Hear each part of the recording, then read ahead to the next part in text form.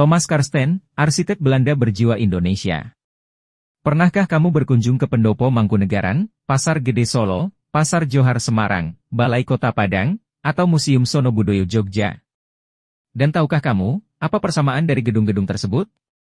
Ternyata, semua bangunan tersebut dirancang oleh seorang arsitek yang bernama Thomas Karsten. Karsten, yang lahir di Amsterdam 22 April 1884, mendapatkan gelar-gelar arsitek dari Sekolah Tinggi Teknik di Delft, Belanda, tahun 1908. Ketertarikannya pada isu-isu sosial di Amsterdam, menjadikannya terlibat dalam proyek pembangunan rumah rakyat.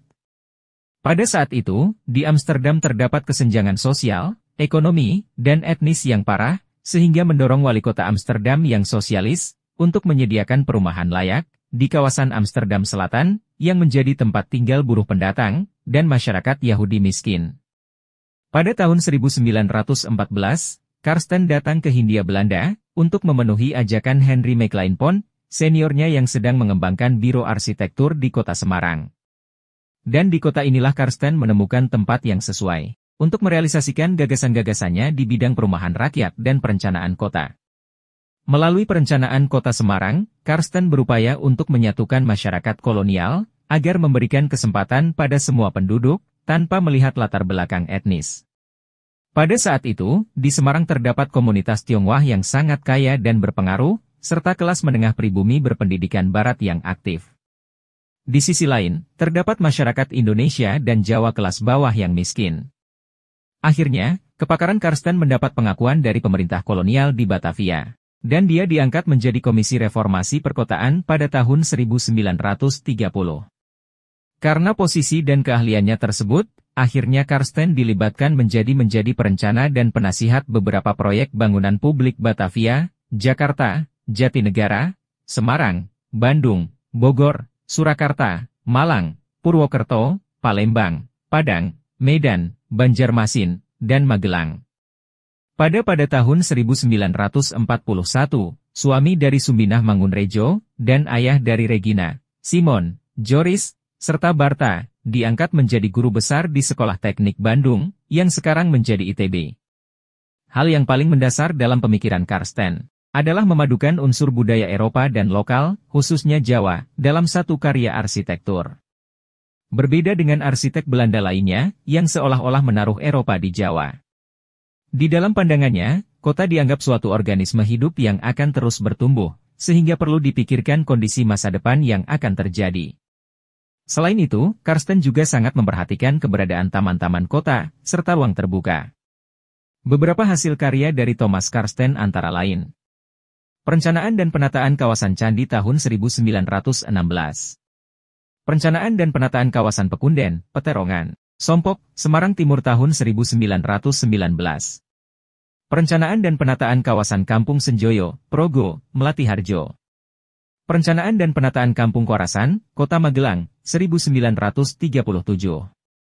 Kampung Korasan merupakan kampung kesehatan, yang diwujudkan dengan pola penataan rumah teratur, di mana antar rumah diberi jarak untuk aliran udara dan cahaya matahari, adanya tanah lapang untuk berolahraga, jalan lingkungan beraspal dengan saluran air dan pohon peneduh di kanan-kiri jalan. Perencanaan dan Penataan Kawasan Ijen Boulevard, Malang. Mulai dibangun tahun 1914, kawasan ini dirancang sebagai kompleks elit untuk peristirahatan petinggi pemerintahan Belanda. Konsep petaannya dengan memadukan antara kawasan permukiman dengan sport center yaitu arena pacuan kuda. Rumah yang didirikan, hanya rumah villa yang memiliki atap berbentuk pelana, dengan kemiringan tajam. Di bawahnya terdapat kantilever yang menaungi jendela dari sinar matahari dan hujan. Jendela menggunakan material kaca dengan ukuran yang lebar. Masing-masing rumah memiliki halaman dan dibatasi oleh pagar rendah yang seragam. Pasar Jatingeleh Semarang, 1930, merupakan rancangan pasar pertama Karsten di kota Semarang. Dibuat dengan konstruksi beton, agar pasar bersih, kuat dan tahan api.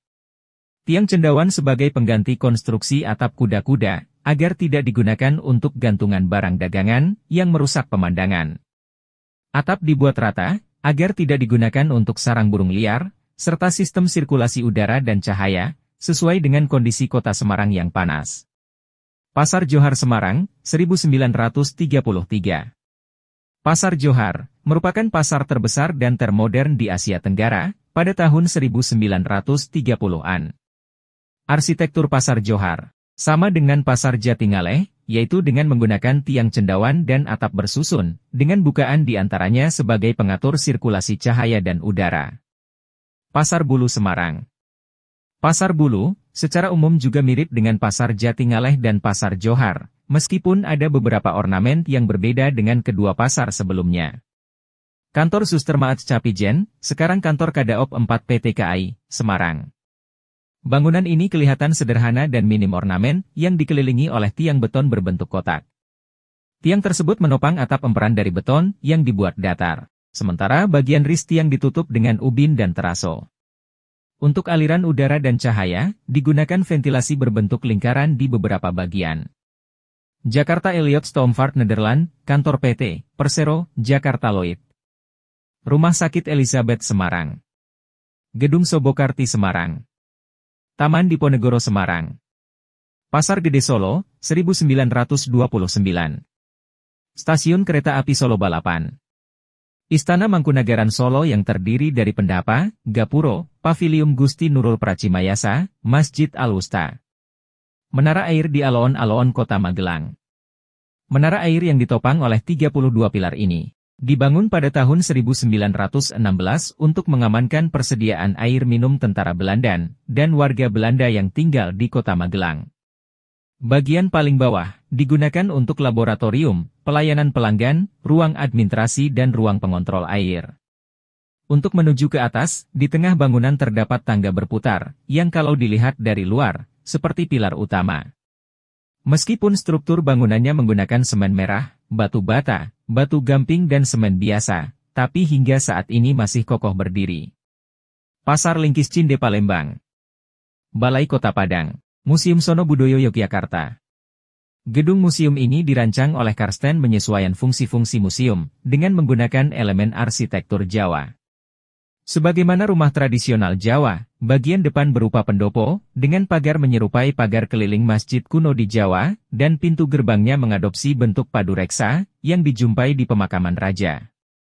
Thomas Karsten meninggal pada 21 April 1945 dan dimakamkan di Kerkhof Leuwi Gajah Cimahi, Jawa Barat.